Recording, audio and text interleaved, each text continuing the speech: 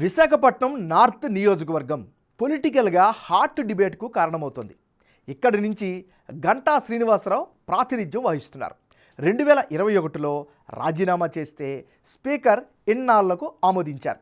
నిజానికి గంటా శ్రీనివాసరావు ఈ చుట్టుపక్కల నియోజకవర్గాలైన భీమిలి, చోడవరం, అనకాపల్లి ఇలా ఏ పార్టీ నుంచి ఎక్కడ పోటీ చేసినా గెలుస్తూ వస్తున్నారు. బలమైన నేతగా గుర్తింపు ఉంది. అయితే విశాఖపట్నం నార్త్ సెగ్మెంట్లో గత 3 ఎన్నికల సినారియో కనుక గమనిస్తే ఒక్క బీజేపీ నుంచి విష్ణుకుమార్ రాజు తప్పించి ఏ పార్టీ కూడా పెట్టిన అభ్యర్థినే మరొకసారి బరిలోకి పెట్టలేదు. కొత్త వారిని దింపుతూ వస్తున్నాయి. మరి ఈసారి మారిన రాజకీయ సమీకరణాల నేపథ్యంలో విశాఖపట్నం నార్త్ నియోజకవర్గం ఓటర్ నాడి ఎలా ఉందో తెలుసుకునే ముందు 2019 అసెంబ్లీ ఫలితాలను ఒకసారి చూద్దాం. 2019 ఎన్నికల్లో విశాఖపట్నం నార్త్ నియోజకవర్గం నుంచి తెలుగుదేశం పార్టీ నుంచి గంటా శ్రీనివాసరావు పోటీ చేసి 38% ఓట్లు సాధించారు. వైసీపీ నుంచి కమ్మిల కన్నప్పరాజు, స్థానికంగా కేకే రాజుగా పేరు పొందారిన పోటీ చేసి 37% ఓట్లు రాబట్టగలిగారు. ఇక జనసేన నుంచి పసుపులేటి ఉషాకిరణ్ పోటీ చేశారు, 11% ఓట్లను సాధించారు. ఇతరులకు 14% ఓట్లు దక్కాయి. అంటే గత ఎన్నికల్లో ఇక్కడ వైసీపీ, టీడీపీ, జనసేన మధ్య త్రిముఖ పోరు నడిచింది. ఈ ఉత్కంఠ పోరులో టీడీపీ నుంచి పోటీ చేసిన గంటా శ్రీనివాసరావు కేవలం 1% ఓట్ల తేడాతో గట్టెక్కారు. 2014లో భీమిల నుంచి పోటీ చేసి గెలిచిన గంటా శ్రీనివాసరావు 2019లో మాత్రం విశాఖపట్నం నార్త్ నియోజకవర్గం నుంచి బరిలో దిగి గెలిచారు. మరి ఈసారి ఎన్నికల్లో విశాఖపట్నం నార్త్ సెగ్మెంట్లో రాజకీయం ఎలా ఉండబోతోందో big TV exclusive detailed election సర్వేలో వెల్లడైనటువంటి అభిప్రాయాలను ఇప్పుడు పరిశీలిద్దాం. వైఎస్ఆర్ కాంగ్రెస్ పార్టీకి చెందినటువంటి నాయకుడు కమ్మిల కన్నప్పరాజు, షార్ట్కట్గా చెప్పాలంటే కేకే రాజు.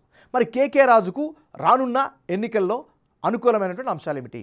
2019 ఎన్నికల్లో ఓడిపోయినప్పటికీ నియోజకవర్గంలో చాలా యాక్టివ్గా ఉన్నారు, ప్రజల్లో ఉన్నారు. ఇది బలమైన పాజిటివ్ ఫ్యాక్టర్.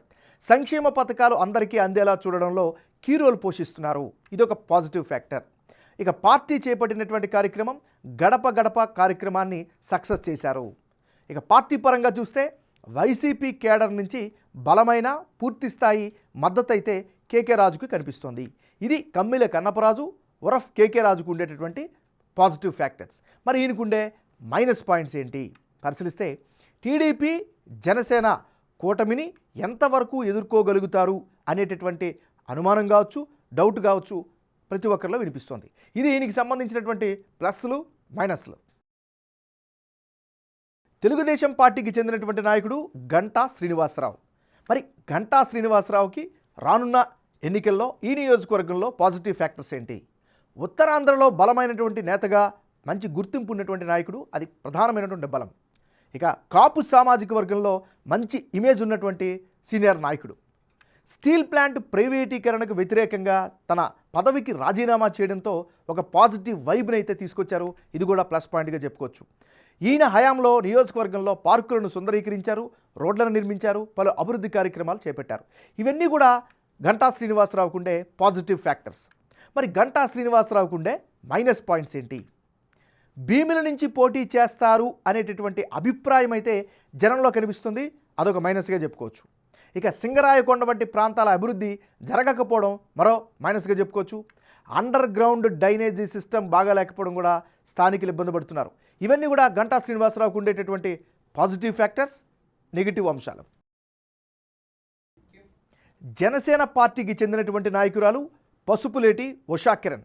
మరి పసుపులేటి ఉషాకిరణ్కి రానున్న ఎన్నికల్లో అనుకూలమయ్యేటటువంటి అంశాలు ఏమిటి? పవన్ కళ్యాణ్ ఇమేజ్ కాపు సామాజిక వర్గం ఓట్లపైనే ఈమె బలమైనటువంటి నమ్మకం పెట్టుకున్నట్టుగా కనిపిస్తోంది. ఇక పార్టీ కార్యక్రమాలను అయితే బలంగా నిర్వహిస్తున్నారు, ప్రజల్లో తిరుగుతూ ఉన్నారు. జనంలోకి జనసేన ప్రోగ్రామ్ని చాలా సక్సెస్ఫుల్గా రన్ చేశారు. దీని ద్వారా మంచి పేరునైతే పసుపులేటి ఉషాకిరణ్ సంపాదించుకున్నారు. ఇది ఈమెకి సంబంధించినటువంటి పాజిటివ్ ఫ్యాక్టర్స్. మరి పసుపులేటి ఉషాకిరణ్కు ఉండే మైనస్ పాయింట్స్ ఏంటి? పార్టీ కార్యక్రమాల్లో కొంతవరకే పాత్ర ఉంది అనేటటువంటి అభిప్రాయం వ్యక్తమవుతుంది. ఇదొక మైనస్. ఇక కూటమి నుంచి అంటే తెలుగుదేశం పార్టీ, జనసేన కూటమి నుంచి ఎవరు పోటీ చేస్తారో ఇప్పటి వరకు కూడా క్లారిటీ లేకపోవడమే అతిపెద్ద మైనస్గా చెప్పుకోవచ్చు. ఇది ఈమెకు ఉండేటటువంటి ప్లస్లు, మైనస్లు. రానున్న ఎన్నికల్లో విశాఖపట్నం నార్త్ నియోజకవర్గంలో ఎవరెవరు బరిలో ఉంటే ఫలితాలు ఏ విధంగా వచ్చే అవకాశం ఉందో పరిశీలిద్దాం. ముందుగా కమ్మిల కన్నపరాజు అంటే కేకే రాజు వర్సెస్ గంటా శ్రీనివాసరావు. ఇప్పటికిప్పుడు ఎన్నికలు జరిగితే విశాఖ నార్త్ సెగ్మెంట్లో వైఎస్ఆర్ కాంగ్రెస్ గెలిచేందుకు అవకాశాలు కనిపిస్తున్నట్లు బిగ్ టీవీ సర్వేలో తెలుతోంది. వైసీపీ నుంచి బరిలో దిగే కమ్మిల కన్నపరాజుకు 48% ఓట్లు, గంటా శ్రీనివాసరావుకు 42% ఓట్లు, ఇతరులకు 10% ఓట్లు వచ్చే ఛాన్సెస్ ఉన్నాయి. వైసీపీ నేత కేకే రాజుకు విశాఖపట్నం నార్త్ నియోజకవర్గంలో గట్టి పట్టు కనిపిస్తోంది. 2019 ఎన్నికల్లో ఓడినప్పటికీ ఈ సెగ్మెంట్లో మరింతగా పనిచేశారు. ప్రభుత్వ పథకాలను లబ్ధిదారులకు చేర్చడంలో కీలక పాత్ర పోషించారు. అదే సమయంలో టీడీపీ జనసేన కూటమి నుంచి ఎవరు పోటీ చేస్తారు అన్నది ప్రశ్నార్థకరంగా మారడం కూడా జనం మైండ్ సెట్ వైసీపీ అభ్యర్థి వైపు మళ్లేందుకు కారణమని తెలుస్తోంది. ఇక ఈ సెగ్మెంట్లో టీడీపీకి సహజమైనటువంటి ఓటు బ్యాంకు కూడా కనిపిస్తోంది. విశాఖపట్నం నార్త్ నియోజకవర్గంలో మరో సినారియాను గనుక ప్రకారం పరిశీలిస్తే అంటే విశాఖపట్నం నార్త్ నియోజకవర్గంలో వైసీపీ నుంచి కేకే రాజు, జనసేన నుంచి పసుపులేటి ఉషా కిరణ్ కనుక పోటీ చేస్తే వైసీపీ అభ్యర్థికే గెలుపు అవకాశాలు ఎక్కువగా కనిపిస్తున్నాయని బిగ్ టీవీ సర్వేలో తేలింది. వైసీపీ అభ్యర్థికి 47% ఓట్లు, జనసేన అభ్యర్థిని ఉషా కిరణ్కు 45% ఓట్లు, ఇతరులకు 8% ఓట్లు వచ్చే ఛాన్సెస్ ఉన్నాయి. వైసీపీ అభ్యర్థి కన్నపరాజు కష్టపడి పనిచేయడం, జనానికి అందుబాటులో ఉండడం ఇవన్నీ ఆయనకు కలిసి వచ్చేలా కనిపిస్తున్నాయి. మరోవైపు బలహీనమైన ప్రత్యర్థులు కూడా ఉండడం వైసీపీకి ప్లస్ అవుతుంది.